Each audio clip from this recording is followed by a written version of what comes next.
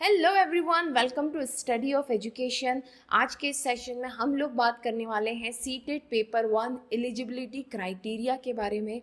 क्या वो minimum educational qualification है जो अगर आपके पास है तो आप सीटेट पेपर 1 में अपीयर हो सकते हैं, और सीटेट पेपर 1 को क्लियर करने के बाद फर्स्ट टू फिफ्थ क्लास के बच्चों को पढ़ाने के लिए आप एलिजिबल हो सकते हैं। आपको पता ही है सीटेट में दो पेपर होते हैं। एक होता है पेपर 1 जहाँ पर आप प्राइमरी क्लासेस के टीचर बनते हैं, मतलब कि ये पेपर क्लियर करने के बाद आप फर्स्ट टू फिफ्थ स्टैंडर्ड के टीचर बन सकते हैं इन पब्लिक और in private schools. Public school से मेरा कहने का मतलब है गवर्नमेंट स्कूल्स, और प्राइवेट स्कूल्स तो आप सभी लोग जानते ही हैं।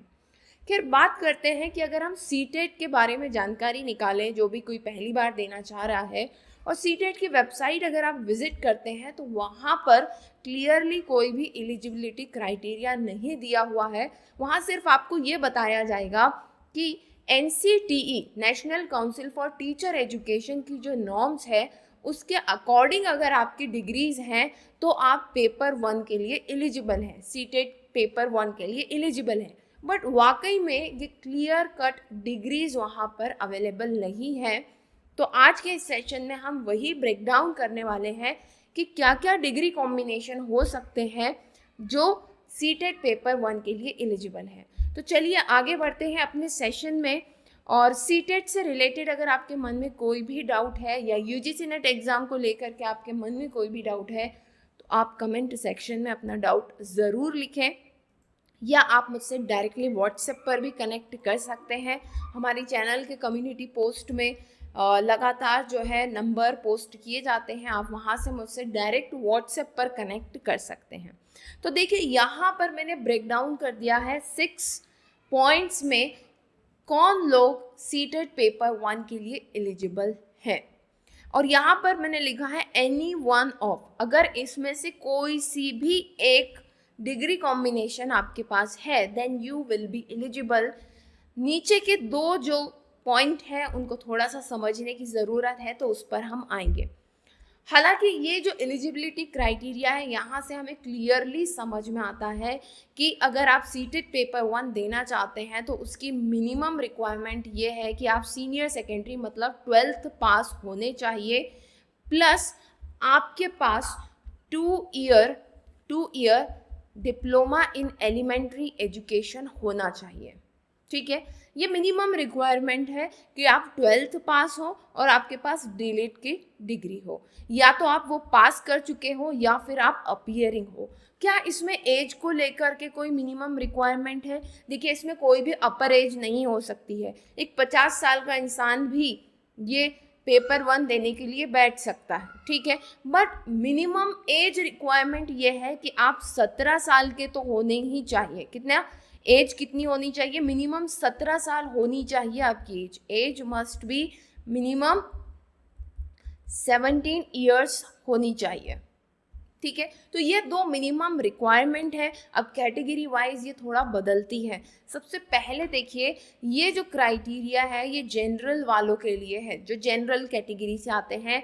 आप जो है सीनियर सेकेंडरी मतलब 12th पास होने चाहिए, वो भी 50% मार्क्स के साथ, और 2 ईयर डिलेड आपके पास होना चाहिए। या तो आप पास हो या फिर आप फाइनल सेमेस्टर में इस एग्ज़ाम के लिए बैठ सकते हैं, तो अपीयरिंग आप कहलाएंगे।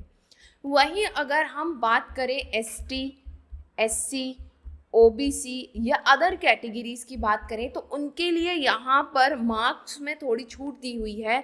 12th उनका 45% से अगर है तो वो एलिजिबल है, और 2 साल का उनके पास डिलेड होना चाहिए एज पर NCTE 2002 नॉर्म्स, ठीक है।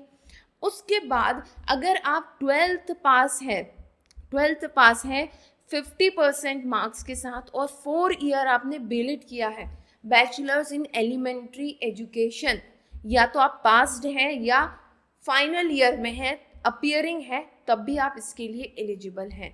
तो ये 3 क्राइटेरिया, जो कि 2 ऊपर के जो है वो 12th पास के अकॉर्डिंग हो गया, तीसरे में आप 12th पास प्लस आपके पास बिलिट, जिन लोगों ने बिलिट किया हुआ है 4 साल का, वो लोग भी इसके लिए एलिजिबल हैं।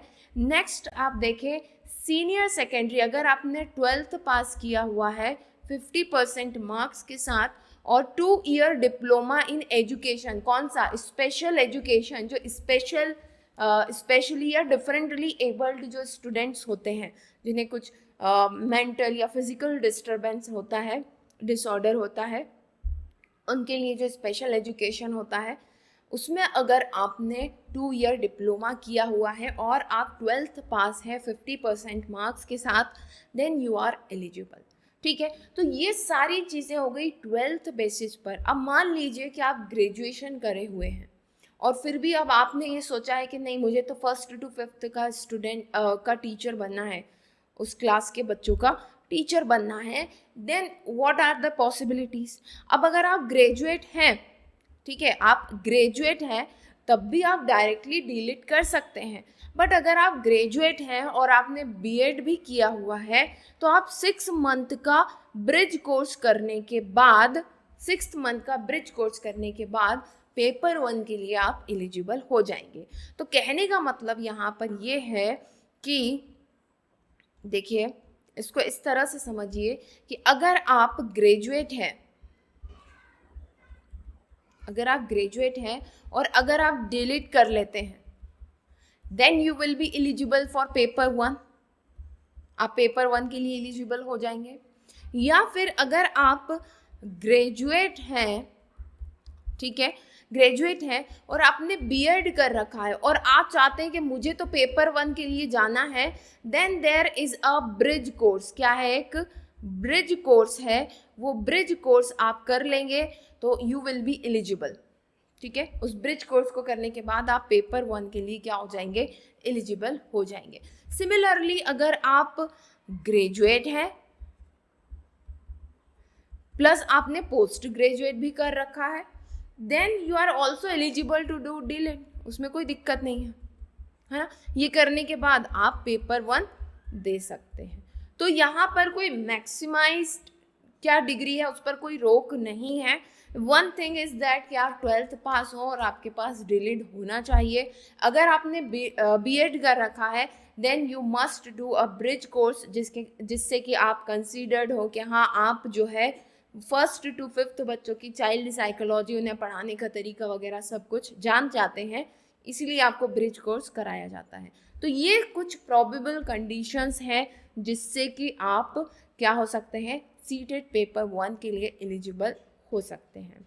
हालांकि अभी 2025 का एलिजिबिलिटी क्राइटेरिया आना बाकी है, बट यस, NCTE ने अपनी तरफ से क्लियर कर दिया है कि वो लोग ब्रिज कोर्सेज ऑफर कर रहे हैं। तो अगर आप बीएड हैं और ग्रेजुएट हैं तो आप ब्रिज कोर्सेज करके जो है डिलीट कैंडिडेट कंसीडर किए जा सकते हैं। ठीक है, तो post graduation with 55% minimum, 3 year integrated BEd MEd अगर आपने कर रखा है तो भी आप एलिजिबल है। बट अगेन यहाँ पर वही बात है कि आपको एक ब्रिज कोर्स करके यू हैव टू, प्लस यहाँ पर मैं लिख देती हूँ, प्लस ब्रिज कोर्स, दिखाई दे रहा है? यस, ब्रिज कोर्स तो आपको करना ही पड़ेगा to come up that level, है ना। ब्रिज कोर्स इसलिए है ताकि आप उस लेवल पर आ जाए, उन बच्चों को पढ़ाने के लेवल पर आ जाए। ठीक है, क्योंकि अगर आप पोस्ट ग्रेजुएट है, आप बीएड है, एमएड है, तो आपने तो मतलब कि हायर थिंकिंग ऑर्डर के बच्चों को पढ़ा रहे हैं। बट वो जो बच्चे हैं जो 1st to 5th में बैठे हुए हैं, उनकी साइकोलॉजी अलग तरीके से काम करती है, उनका थिंकिंग ऑर्डर कुछ और है ना। So you have to come up that level और फिर आप कंसीडर किए जाएंगे। सो ये कुछ प्रोबेबिलिटीज़ हैं जो कि आपको पेपर 1 के लिए एलिजिबल बनाती है। आई होप कि आप इन सारी चीज़ों को समझ गए होंगे। ये सभी लेटेस्ट इन्फॉर्मेशन है। इसके बावजूद भी अगर आपको कोई भी डाउट आता है, you can write in the comment box, या फिर आप डायरेक्टली मुझसे व्हाट्सएप पर जुड़ सकते हैं। Thank you so much, bye bye, take care.